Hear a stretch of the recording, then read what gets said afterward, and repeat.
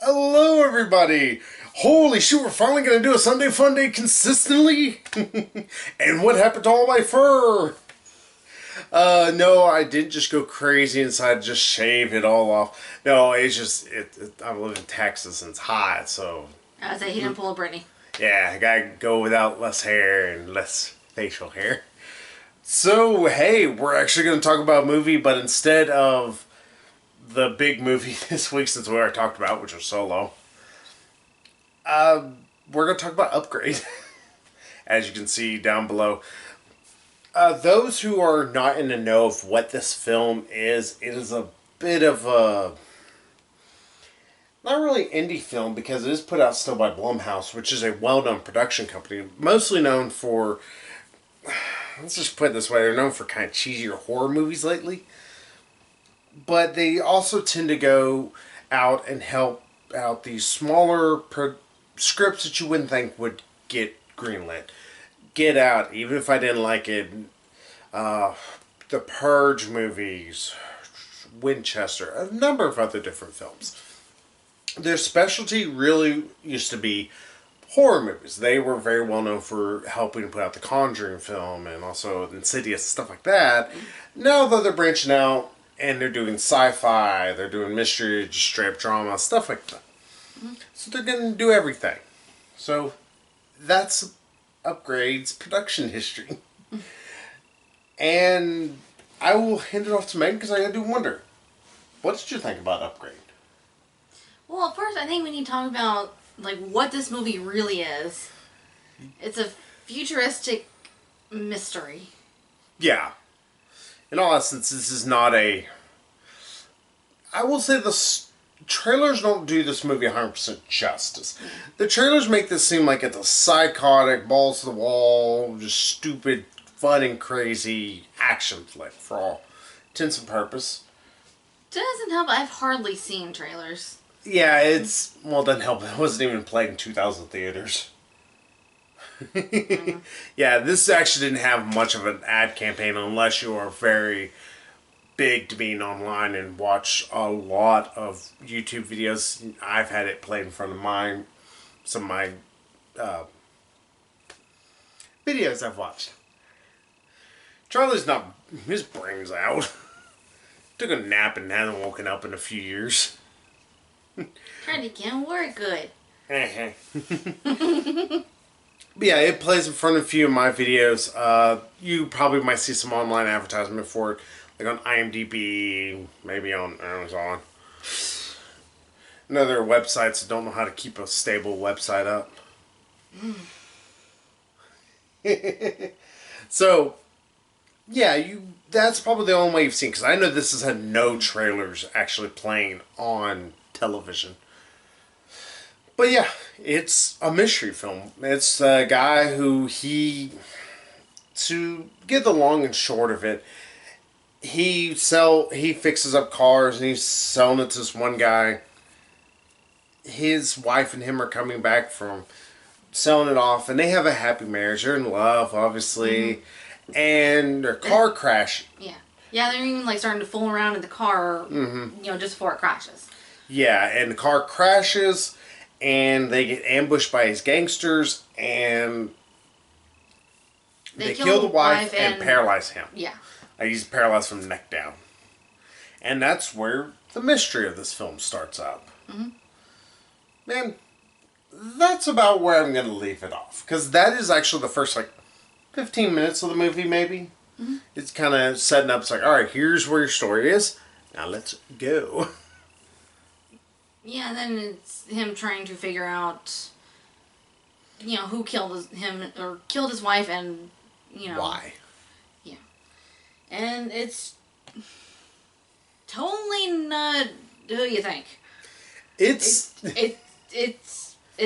not as straightforward as it seems.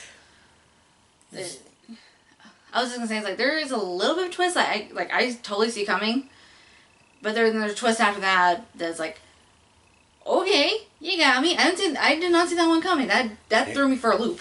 M. Night Shyamalan your ass. Mm-hmm. Exactly. It's like, good M. Night Shyamalan. Yeah. Not The Village M. Night Shyamalan where you're like, Yeah, this is a movie that it will tickle twists and turns, and some of it you can sort of see there's a bit of foreshadowing, but it's not enough to where, like, even the most dumb of us will easily pick up and go, it's that. No, Yeah, it's a bit more subtle. yeah.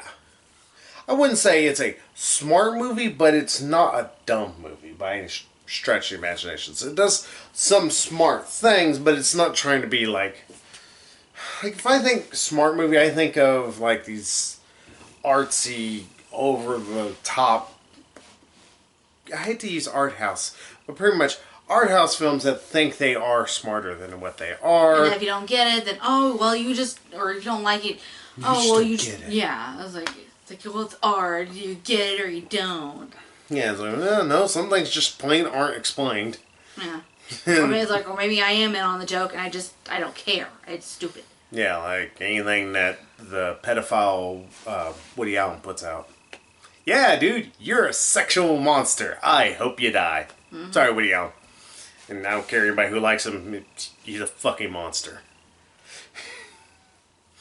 But yeah, like people who talk about his films, like, oh, you're just not smart enough to get the jokes. No, I understand that's supposed to be a joke. It's stupid. It's not funny. My AC just kicked on. It is Texas and it is summer, so it's hot as balls. Even though June just started, we have summer from like April 23rd to about. I was gonna say April or May until about like Halloween. If we're lucky. Usually it lasts middle of November. And she wants to know why I want to move to like Minnesota. No.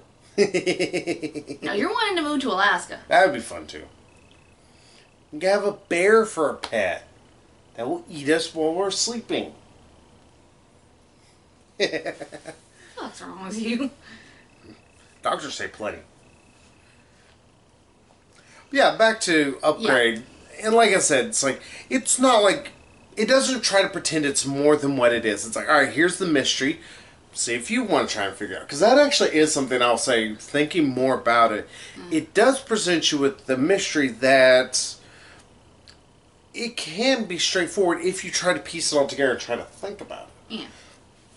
Yeah, to me, what little trailers I've seen, like, it looked almost like Death Wish, in that, you know, this guy's wife got killed, and, you know, he's out for revenge. But that's not how he really is, actually. That's... Yeah, it's like, I found that refreshing, that he's not comfortable with killing, even if, you know, these guys are behind his wife's murder. He's like, he wants to, you know, find evidence and turn it over to the police and say, okay, this is the guy, like, arrest him. Yeah, he wants justice. He doesn't want... He doesn't want to be a vigilante. Yeah, and that's actually kind of admirable trait, and especially something that can very heavily pulled away from Death Wish, which, ironically enough, came out earlier this year. Well, the remake did. Yeah. I mean, I like Death Wish. I think movies like Death Wish, they kind of, not really prey upon, but they kind of act out our fantasy of wanting to, you know, take law into our own hands and get justice ourselves. Especially when bad things happen to either us or the people we love. Yeah. And, you know, we're just, like, fed up. Like, well, like, I'm sorry, but what good are you cops at this point? It's like, because you're our law enforcement. Yeah, like, we love law enforcement. We do. We love the military. We love law enforcement. But I have them in my family. Yeah. But, yeah, there's only so much that cops can do. They're tied by the law. Yeah.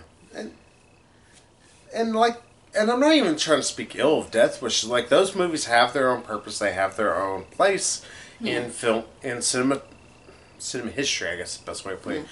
Yeah, like I said, they act out our fantasies, and I think that's why, like, we root for those characters. Mm-hmm.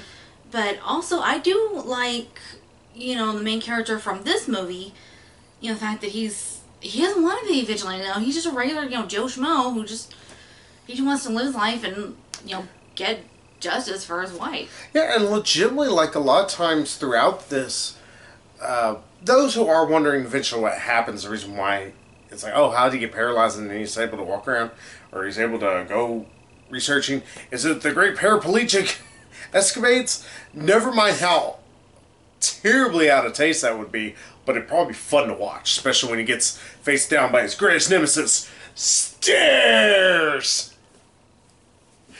But sorry, my jokes are so terrible. He eventually gets this implant from a super rich, like Elon Musk weirdo, and that's what I'm putting it. I remember it's rich dude. He sold the. Yeah, he sold the car to at the beginning of the movie. That Yeah. Coming back from it, he lost his wife thanks to it. Yeah. But this guy gives him an implant, and it's called STEM. Pretty much, he said, "All right, this will allow you to be able to, move your hand, move your fingers, everything, and all that." And STEM, turns out, does have artificial intelligence, is able to talk to him.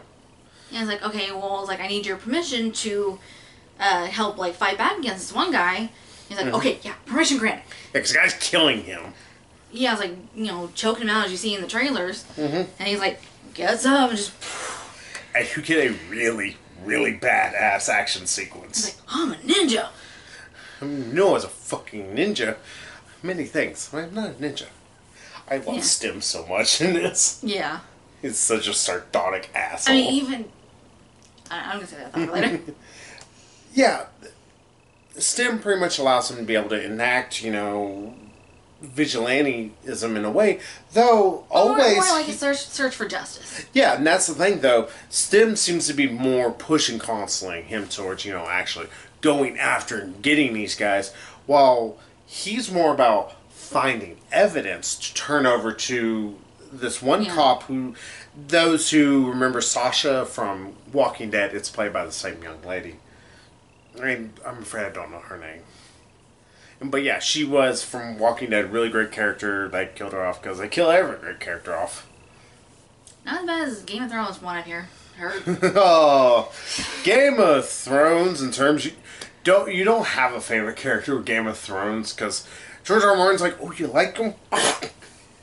Thanks. Well, like we were talking about earlier, like 2017, brought to you by George R. R. Martin. Mm-hmm. It's like so much death. Yeah. I think Death's finally starting to take that holiday you were suggesting in one of our videos. Somewhat. But yeah, like I said, in this, he's constantly trying to work with her, and that's actually something you don't see. He's still trying to work with her like they're going to work side by side and be a funky cop. Man-machine he's combat. Trying to help her arrest the guys who killed his wife. Yeah, he's trying to present evidence. Trying to find evidence. Trying really hard to get justice the right way. Mm-hmm. But at the same time, like, kind of breaking into a dude's house to get him. It's like, dude, I don't know how it is in the future, but here in the present, that would be inadmissible. Yeah. I mean, unless you have, like, a really good prosecutor who says, like, okay, well, we have no way of knowing that, he broke into this guy's house. It's like, we just, They're just having to find this out now, dude. If it came from an anonymous source, or if, like, I've heard this explained on SVU, like if he wasn't... Law advice brought to you by SVU. Yeah, like, if he wasn't acting directly as an agent of the police or something, I forget. Yeah. I forget, but anyway. But besides all of that, we do have to touch upon some things. Like I've kind of already said, the action in this movie, it's not an action movie, which I was a little bummed out at first. I was like, oh, it's not really an action movie. But the mystery is super intriguing, and that helps to offset the action not being the centerpiece. Though, when the action comes up, holy shit, is it really good, because it does some interesting cinematic tricks. It feels robotic in a really good way that works with how the character's fighting and also the obvious situation. Yeah. And also it's just, like I said, just whenever there is action, it's badass. Every time. I'm more... Yeah, like, I kind of noticed that, but at the same time, like, I kind of didn't notice it. Like, I kind of didn't care. Mm-hmm. Because, like, I was so, like, wrapped up in the story. Yes. And that is another positive thing for this movie. It's got a really interesting story. It helps the lead, Logan Marshall, who you probably haven't known from anything except for being the dumbest scientist in the world in fucking Prometheus. With his super dumb wife, too. And also in Spider-Man Homecoming. Yeah, he's in Spider-Man Homecoming for about that long. I think I'm in the movie more than he is. I have less lines, but yeah. Just a little cameo that walk in the background, Yeah. like Bruce Willis in Pearl Harbor. Yeah, those who've never seen Pearl Harbor kind of slow down. At one point, you see Bruce Willis's character from Die Hard. They just decided to splice it. It's like, how the fuck's that there? It's like, does Bruce Willis know he's in this movie? Well, again, it's just part of the movie they just put in there. But besides all of that, like I said, really crisp, really well done action. It's gory as shit, and I love that it's almost all practical. There's some CGI blood you can see here and there, but I'm pretty sure the budget for this movie was about $23.16. But it doesn't feel like a small budget film at the same time, because there is such really good CGI whenever there is CGI used. Yeah. And also, it just feels like there's so much.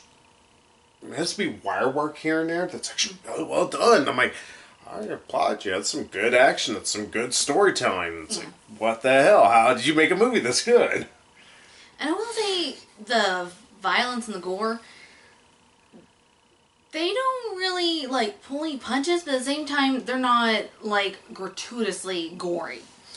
It's gory for the reasons it has to be gory. Yeah. Like, but you don't see him, like, pull off a dude's arm and just stick it up his ass. Like, that would be a little bit gratuitous. Yeah. Like, if y'all have ever seen the actual rated X version of RoboCop, first off, it is really good. Holy shit, it's a bit much. I would say the Criterion Collection. Yeah, the Criterion. It's like, guy's arm just gonna get blown off. Like, yeah, even after a while, I was like, this is a bit much, even for me. It's not that levels, but there's pretty or when good. they're testing out the robot. Yeah, when they're at 209, it's like, oh, our guy's just becoming pace. Uh-huh. I was like, oh. She was like, I don't remember it being this gory. Yeah, I don't remember him shooting for 35 minutes. Mommy, can you please tell the bad robot to stop? Oh. But yeah, this movie does have really good gore when it needs to. You don't see people just get their heads blown off just because their heads get blown off. There's only, I think, 2 really gratuitous technical kills in the movie. One guy who, you've probably seen him, he has the gun in his arm. That one's a little, not really gratuitous, but it's really bloody. And the first guy who gets killed. So, again, it all makes sense. It still fits for the film. Yeah. And so I'm like, I'm down for it. I like some gore too. Yeah, I don't mind. Like you said, it fit within the movie. Mm-hmm. It wasn't really. I mean, yeah, the first guy getting killed, the way he was killed, like, it was a bit, like, okay, that was a tad unnecessary, but it... I think I know why, and I'll explain to you after. I would say, I know why. Well, I can explain why it seems so gratuitous. Okay, explain afterwards. I said, we didn't know what we knew. what we now know. Mm-hmm. But yeah... Yeah, it's just, like I said, it's actually a very good story. You're constantly cheering on this guy. You're seeing all these different little machinations going on. The mystery's not quite, I would say, accountant levels. But still, it's enough that you're going, Yeah. And the acting in it throughout is actually really damn good. The only one I would say is maybe a little stale is, was his name Ethan or Evan? Pretty much the Elon Musk rich dude. Oh, was it the rich kid? Yeah. His name is Aaron. Aaron. Yeah, he's kind of one note, but he has about 4 lines in the whole movie. Yeah, he seems like your typical, it's like, okay, I do much better with, computers and robots than people, so people, like, go away, I'm socially awkward. And it seems like almost a little forced. But I have seen far worse, trust me.